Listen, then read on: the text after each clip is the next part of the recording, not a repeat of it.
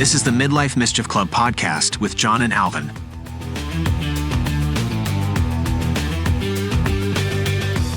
Welcome, everybody, to the Midlife Mischief Club podcast.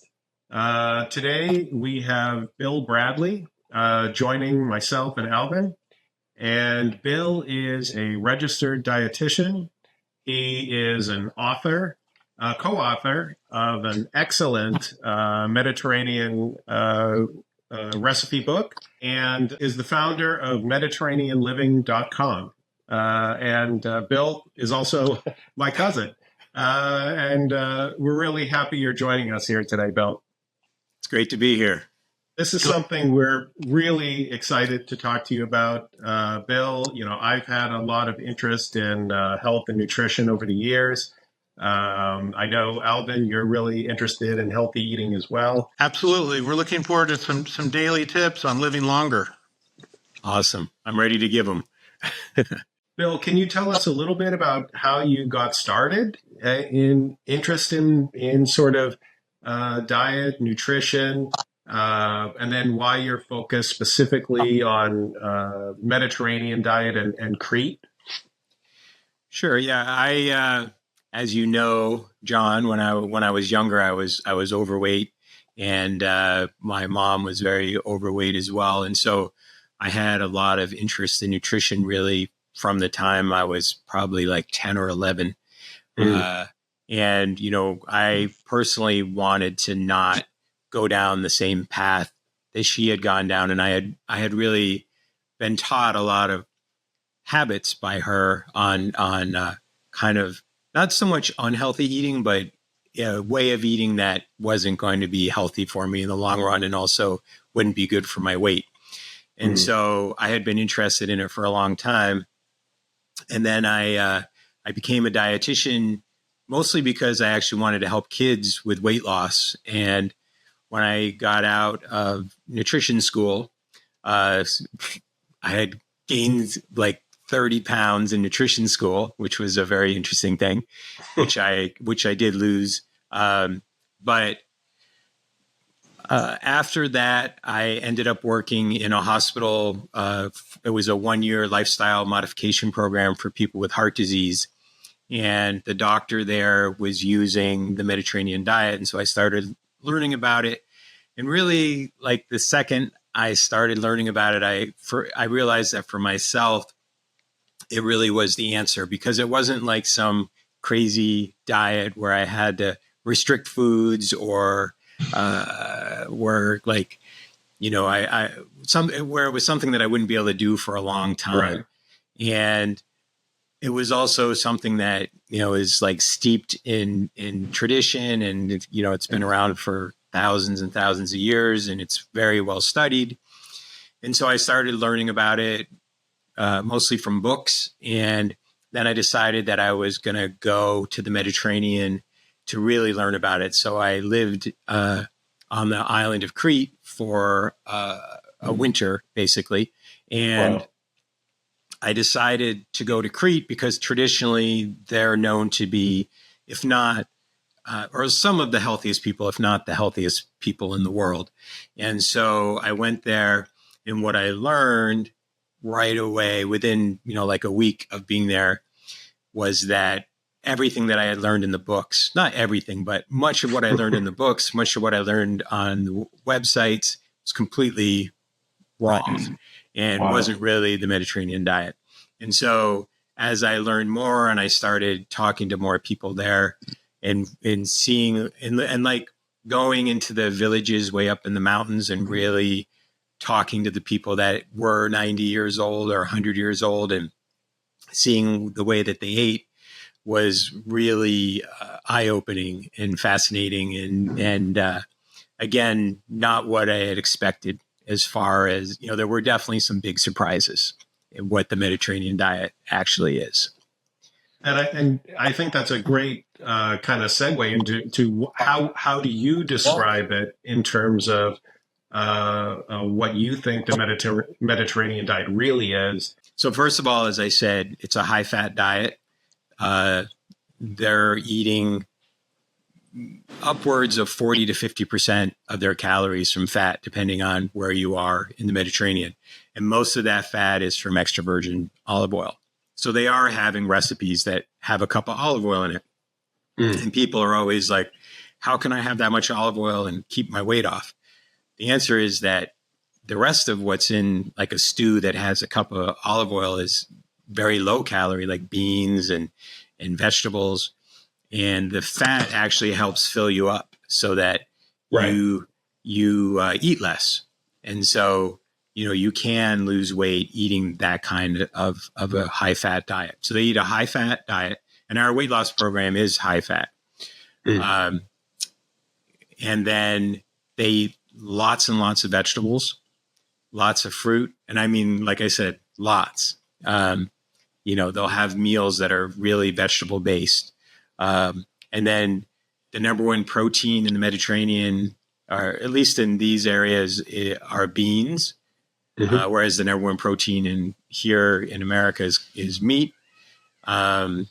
They're eating whole grains.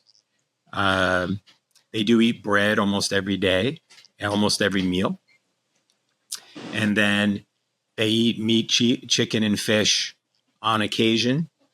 But the fish is ocean raised. The meat is grass fed. The chicken is herb fed. So it's a much healthier meat in general. And then they're drinking a lot of tea, some coffee, wine, moonshine, in the case of Crete. The tea has so many herbal benefits for you. They're eating like the traditional diet of the islands in Crete, or islands in the Mediterranean. They didn't have a choice of what else they were going to eat because that's all they could eat was what was off the land. And it just so happens that almost everything that was on their land are the healthiest foods, which is why they're some of the healthiest people. Unfortunately, now they have more choice. And when you have choice, you might pick the Twinkie over the, treat. So one of the other things that is in almost all of the diets of the people in the blue zones, and especially in the Mediterranean, is fermented foods. And the gut microbiome is like so important for every part of your body, including your mental health and your heart health and the combination of eating fermented foods like yogurt. They eat things like, fermented pickles, fermented sauerkraut, that along with the variety of fruits and vegetables. Studies have shown that if you have like 20 different types of fruits and vegetables throughout a week, that it's really, really beneficial for your gut microbiome. And so much of your health is surrounded around that. That's cool. So absolutely, potentially also why like the Mediterranean diet is so good in reducing the risk of Alzheimer's and dementia. So that's one thing. And the other thing I wanted to mention was the olive oil that we didn't quite cover. I just wanted to go a little bit into it. Oh yeah, please. And so olive oil, as many people know, a lot of the olive oil in the U.S. is fraudulent in some way, meaning that like sometimes when it says extra virgin, it's not actually extra virgin. Sometimes on occasion, I don't know if they still are doing this, but there are cases where the olive oil isn't even olive oil and it's vegetable oil. It's like a blend of something. Yeah. Yeah. They add beta carotene to it and chlorophyll to make it seem like it's olive oil. And so you really have to know where your olive oil is coming from. And so we, like when we were in Crete, we visited olive oil mills, and we found a really good olive oil that we like. And I don't have a connection to it, but what is important is that you really do get extra virgin olive oil and that it is super fresh. The more fresh, the better.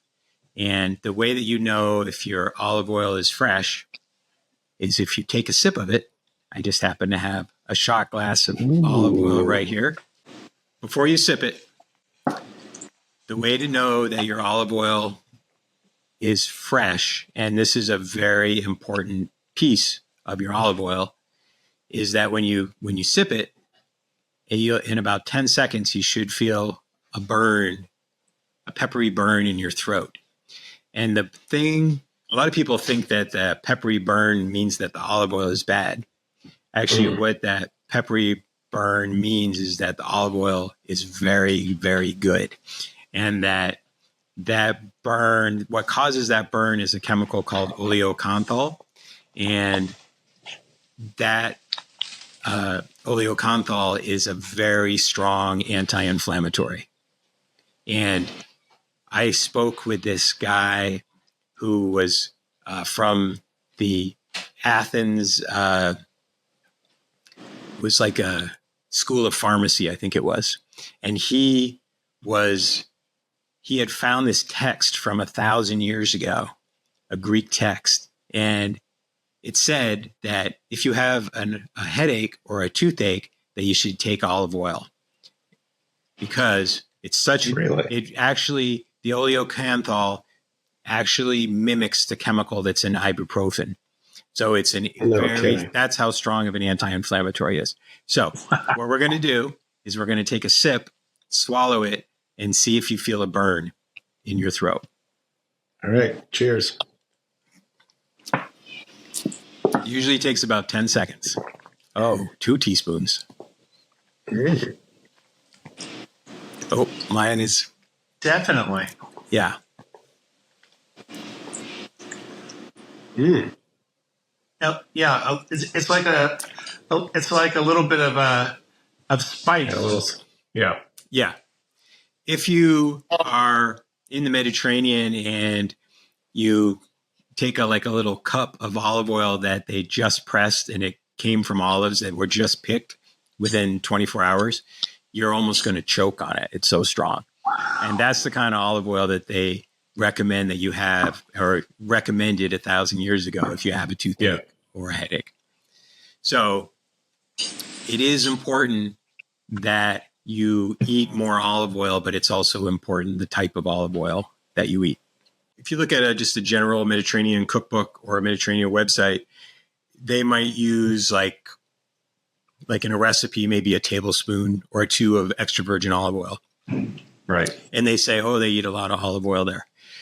If you look at the real recipes from the Mediterranean, especially from the islands like Crete and Icaria, which is a blue zone, they eat a ton of olive oil, and their recipes have a cup of olive oil in them. Some of them have 2 cups of olive oil in them. So one thing is, I knew they had said it was a high fat diet, but I didn't know till I got there, like what they were talking about. Like the food is like dripping in olive oil, and it's like it's floating in olive oil. And the other, I had talked to this, actually, the woman that I wrote the book with, I sent her into the villages in Crete. She's from Crete, and to ask people like what they were eating, the people that were 95 or more. And there was this one man that was eating a cup of olive oil every day. Like that's how much olive oil he was eating. And so he was drinking it, he was eating it. It was just like a huge part of his diet. And so that was one surprise. The other surprise was I knew that they drank wine. And I was just going to ask about red wine. Yeah. But they drink a lot of wine, and they drink it from the time that they're, maybe they actually put moonshine on babies' gums to help them with teething. So in some ways they're like, as a baby, they're having some alcohol. But definitely by like 5 years old, they're drinking alcohol. And, not a ton, but they're drinking small amounts with their meals. And right up until you'll see people that are 90 or 100 years old drinking wine and drinking moonshine. This is specifically in Crete and in other Greek islands. And, there's a lot of controversy about that. I certainly don't tell people that you need to drink alcohol because, it's also different there. The difference is quite amazing. Like, what like the way that they make it and the way that we get alcohol here. So there's a lot of controversy about that. The other thing, I knew that they ate a lot of fruits and vegetables. Had no idea how much. It's like the typical person in America eats about 2.5 servings of fruits and vegetables a day, and they're eating like 9 to 15 servings a day. And so, oh my goodness, they will have fruit or vegetables for breakfast and snacks and lunches and dinners. And so it's very much a plant-based diet, but in a way that I didn't really understand till I went there. And I think the other thing is just how, like how many, like with the plant-based, like how many beans they eat and the amount of garlic and fresh herbs and how all of that, including the herbs, leads to a healthier body. And even what they drink it leads to health. I'm not talking about alcohol. I'm talking more about the teas that they drink and the coffee and things like that. And a lot of the if our audience hasn't really looked at or read the Blue Zone book or seen the documentaries that are there, I highly recommend you do, because a lot of these concepts that you're talking about are prevalent throughout each of these cultures where you're finding centenarians. Many years ago, I was on the Paleo diet for many years, and that over-indexes usually on the proteins and the fats, as well as a lot of fruits and vegetables as well, but just completely the opposite direction. And I think people go even like super crazy with that and push it to, almost all carnivore kind of style of eating. And it's funny, after many years of doing that, I've kind of probably moved much more towards Mediterranean, where I'm trying to eat less meat. The paleo diet does not include beans or grains. I include beans in my diet. And I've begun making my own sourdough bread, so I am including some grains. Probably a little too much, but I think I've kind of come back to more of a, I think, well-rounded but healthier way of eating, as opposed to where I was, maybe 5 or 8 years ago, which was, much more focused on the meat side of things. Yeah. Yeah. It's, there's some interesting studies and, things that happen to you when you're eating paleo or keto. And,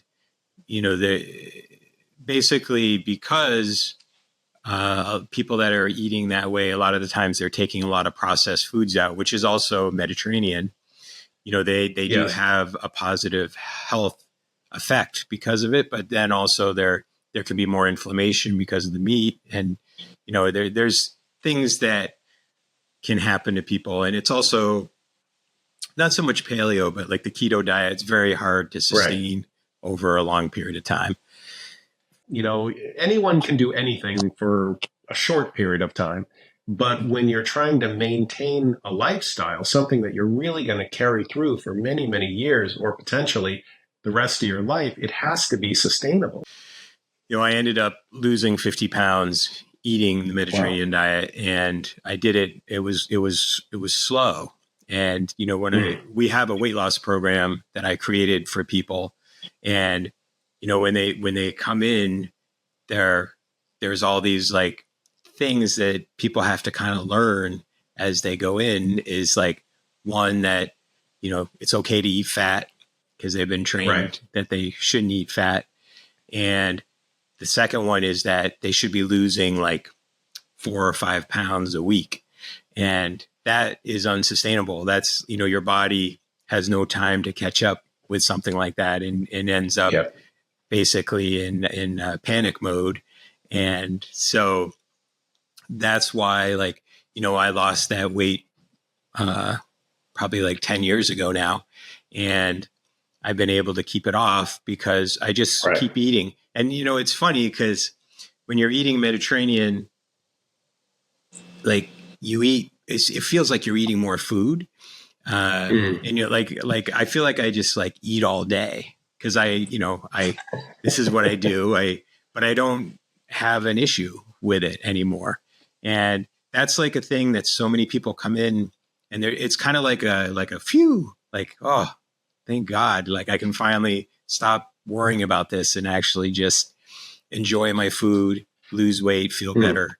And it seems to just really work for people in a way that a lot of other things that I had tried before just, it didn't work, and it doesn't work for many other people.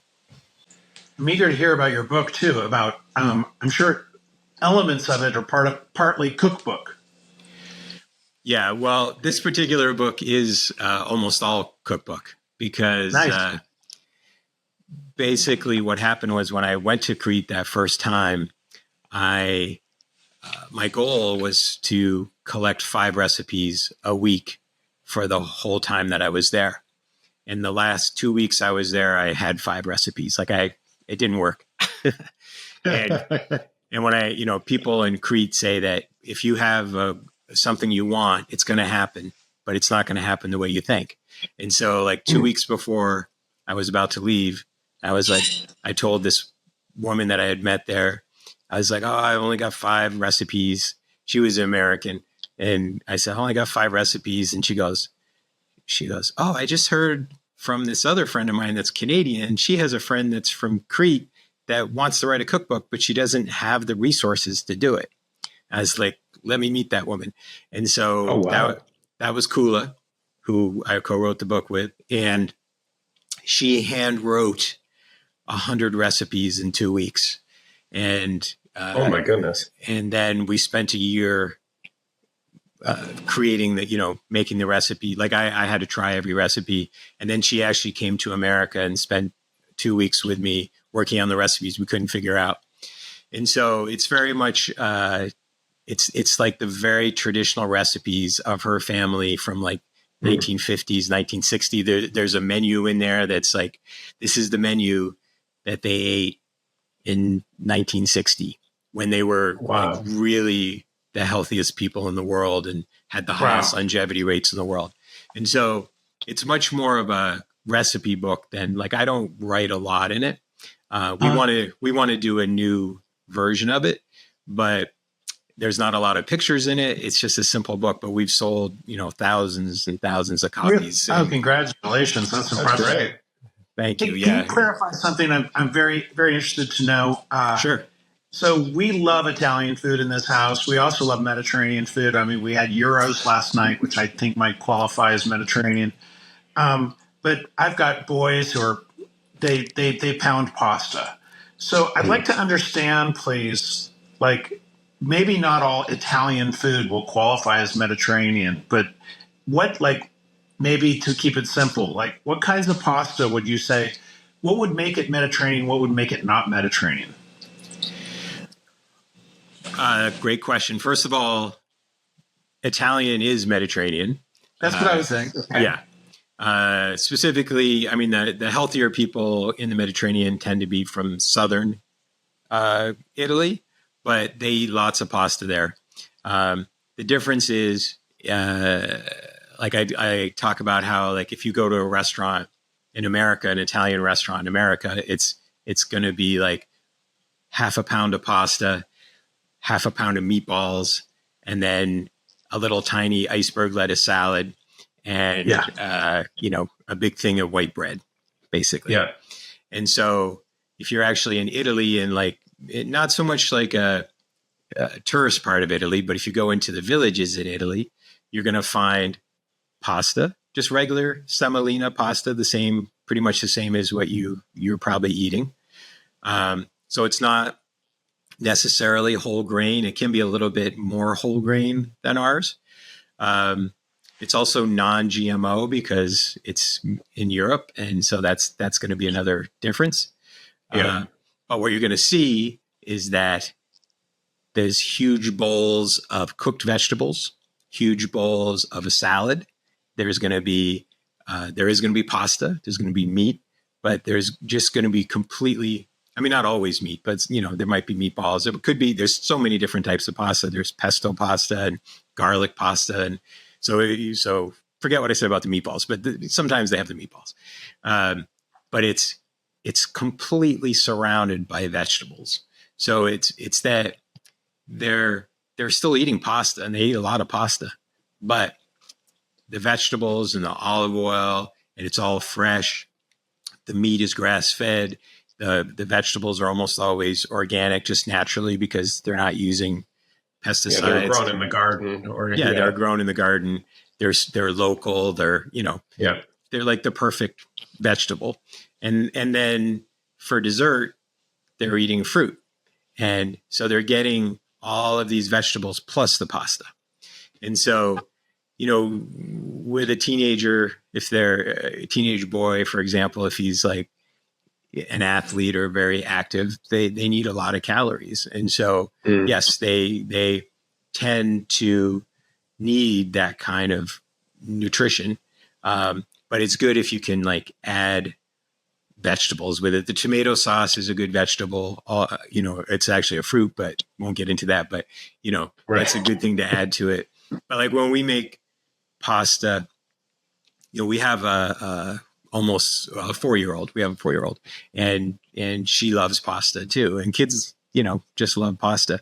And we try to always have broccoli and sauce with a lot of vegetables in it. If they don't like vegetables, then you can make a sauce that, blends it up and like blend up the vegetables with the tomatoes. But really, you are eating Italian, but it's probably a little bit more of an Americanized Italian. That makes a lot of sense. I mean, I have a friend who's an Italian chef from northern Italy, and we've been to his house. And when he cooks, just as you described, there'll be multiple vegetables on the table, and that are alongside the pasta of the evening. Yeah, and I think the other thing you probably have seen with this chef, if he's from Italy, is that there's not a lot of talk when you're in the Mediterranean about foods that are bad for you or foods that are necessarily good for you. But they will talk about all the time about this food has this that's good for me and this that's good for me. Like they'll go into the details of like every kind of food. Like they really know their nutrition. But it's a much more positive. They're coming from a positive base of like, this is what we celebrate. They're celebrating their food. Where here we're like, oh, I can't eat that, and oh, this food's bad for me, and I shouldn't eat that.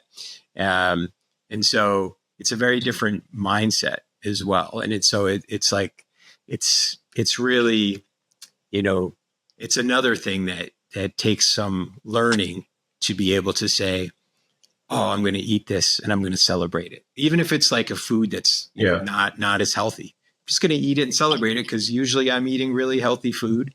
And so, I'm going to have this cake right now. I'm going to enjoy it and celebrate it. Can you speak a little bit about that in terms of the relationship of desserts and sweets maybe and how they fit in as well? I think I can tell a story and it'll kind of open this up. So when I was in Crete the first time, actually when I was meeting Koula for the first time, we sat down in this restaurant that was kind of a touristy restaurant, and we ordered baklava. And, it's like, oh, great. I'll order a baklava. She'll order a baklava.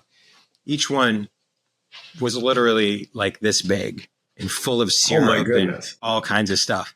That's not what you would get if you were in a village in the Mediterranean.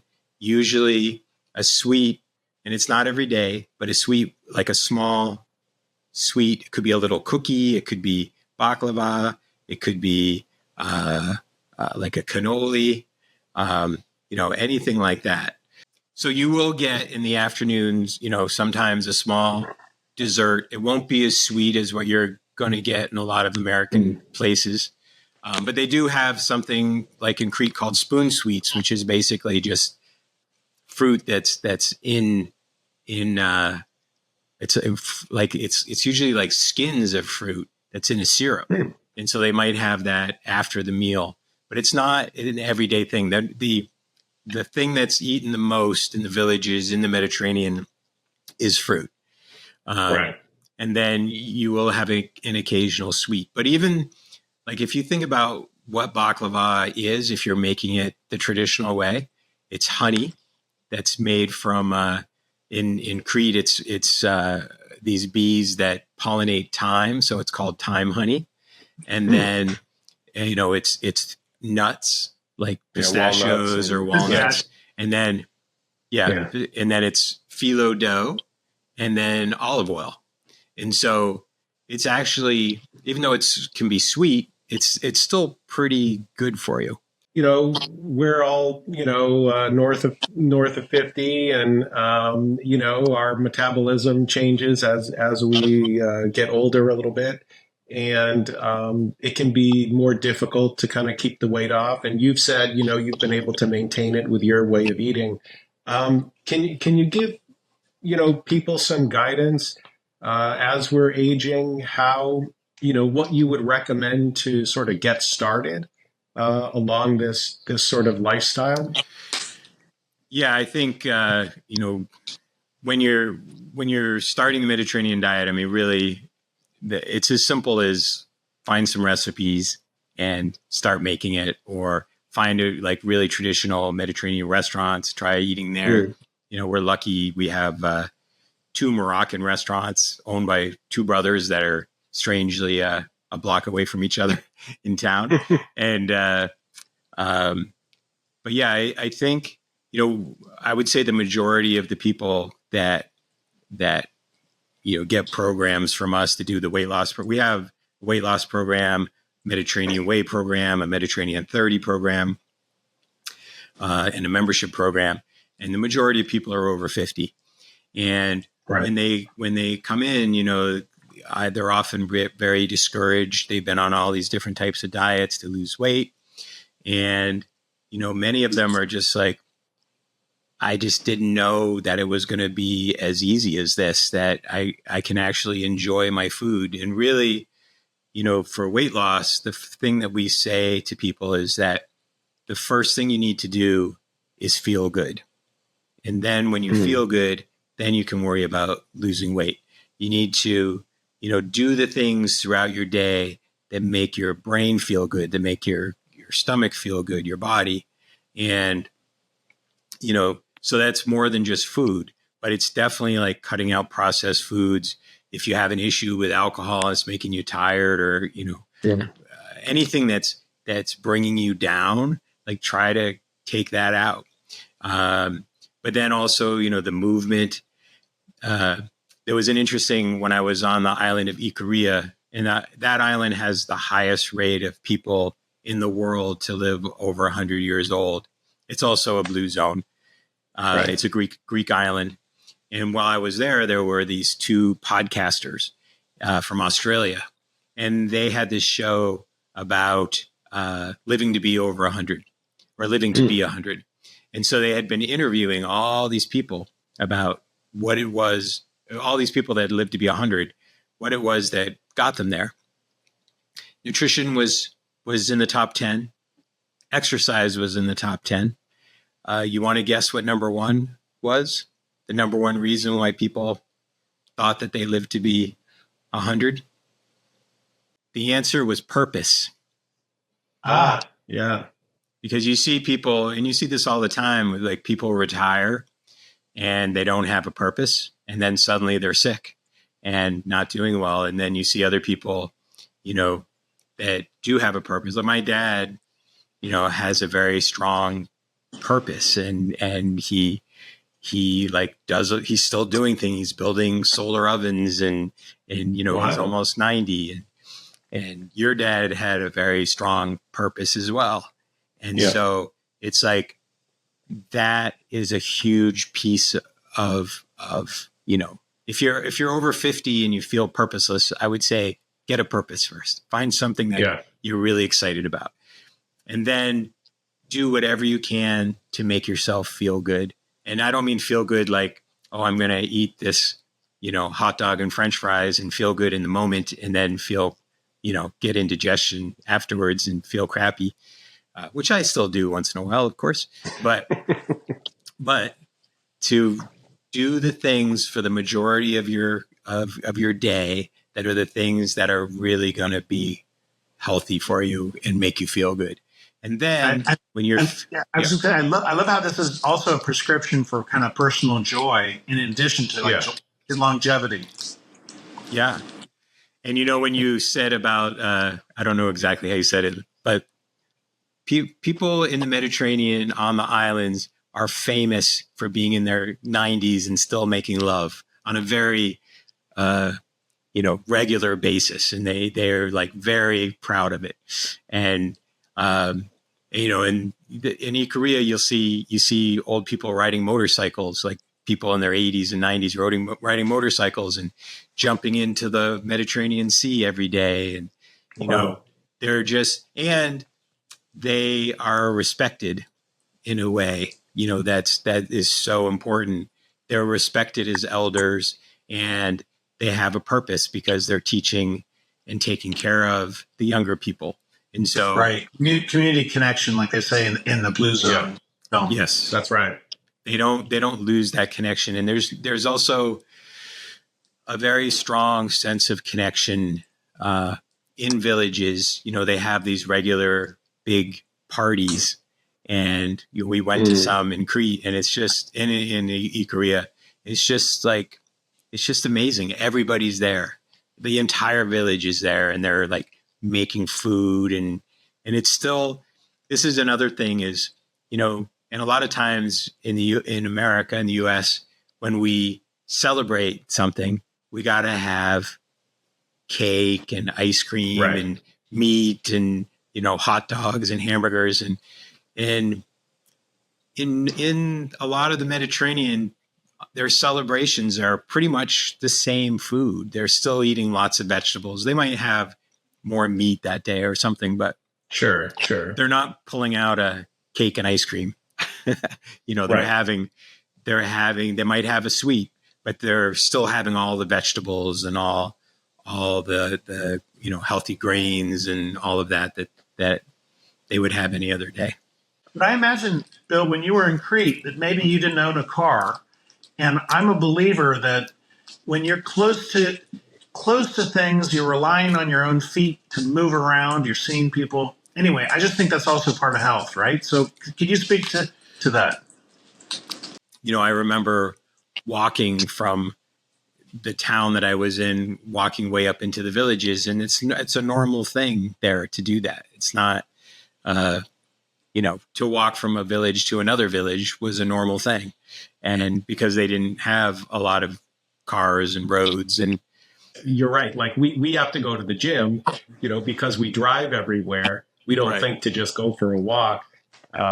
For folks in these places, they just continue to walk well into their 80s, 90s, and more. When I was in Crete the first time, I was at this taverna way out in the country, and there was this man outside. He was lifting up these rather large stones. Like, I don't know if I could have lifted them. And he was moving them. And I looked at him and I was like, wow. And I actually said to the person that was serving me, I was like, that man, like, this was back when I was like 40. I was like, that man looks like he's about 50 and he's lifting rocks that I couldn't have lifted when I was 20. And the guy said, oh, that guy's 70. Right. and he's making a rock garden and he owns this whole taverna. And holy cow. So I saw pictures when I was in Korea from the 1920s, because I met this photographer, had all these old pictures, and there were photos of these men that were lifting up like by themselves, these just ridiculous boulders, like something that would take a machine to lift. And so I think, there's so many pieces to it, but another huge piece is that they keep their muscle, even into their 80s and 90s. And, a huge part of why people here have issues when they're older is because they fall, but they're much less likely to fall because they still have their muscular structure. And can I give one plug for one thing? Sure, knock yourself out. Yeah. Okay. So we do have, all these programs. You can check them out on mediterraneanliving.com. But we also have a YouTube channel, and we have like a video on how to start the Mediterranean diet. We try to have videos every week, and we're trying to build that community as well. And so if you really want to learn a lot of what we talked about, the specifics of it, then going to the YouTube channel, which is also called Mediterranean Living, is a really good place to start. I'm about to take my kids to Japan. We're big Japanese food eaters. I'm curious to know about, in your opinion, I think there is some overlap with Mediterranean diet and Japanese cuisine. And I'd like to hear, in what areas do you kind of maybe see the healthy side of Japanese food? Yeah, I think that, like I said before, the really big difference is the amount of fat that they eat. They tend to eat quite a bit less fat, but they eat less processed foods. They eat fish. They eat vegetables. More seafood. Yeah, a lot more seafood. They eat vegetables. They do drink. Not everybody, but they drink. They have like sake and things like that. And so, and it's an interesting thing because people are always asking me about whole pasta or like wheat pasta and brown rice. Yeah. But in the Mediterranean, they don't eat whole wheat pasta. And in Japan, they don't eat brown rice generally. They're eating white rice. And so, it's like instead of pasta, there's rice, although there is rice in the Mediterranean diet too. And the vegetables, very similar, using a lot of herbs are very similar, different types of herbs, but still using a lot of that, drinking a lot of tea. A lot of fermented food, a lot of pickled foods. Fermented foods, a lot less meat and chicken. And yeah, it's very similar in a lot of ways. It's just the herbs and spices are different. Some of the things they use to flavor things are different, and the amount of fat is different. But that's why I think it's also a very healthy diet, because they're not eating a lot of processed foods and fake foods and things like that. Right.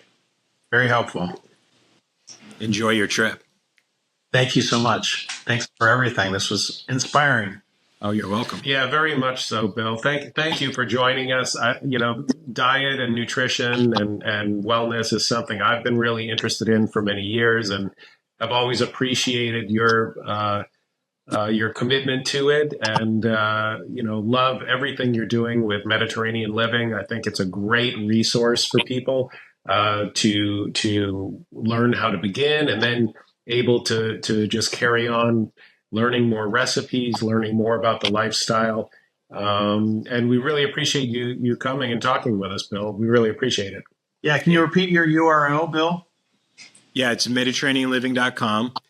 And the YouTube channel is Mediterranean Living. We're also on all the other things, and it's almost always Mediterranean Living. We're on Facebook and Pinterest. The book title again? Foods of Crete, Traditional Recipes from the Healthiest People in the World. You can find that on our website or Amazon. It's less expensive to buy it on our website. A lot of great recipes, and a lot of the information we talked about today is in here as well. Bill, thanks so much, and thanks everybody for listening. Thank you. Really enjoyed it. Bye. Have a great day. All right. Bye. Bye-bye. Thanks for listening to the Midlife Mischief Club podcast. Please be sure to subscribe in your favorite podcast app so you don't miss an episode. You can find show notes, links to our socials, and see what else is cooking on our website at midlifemischiefclub.com.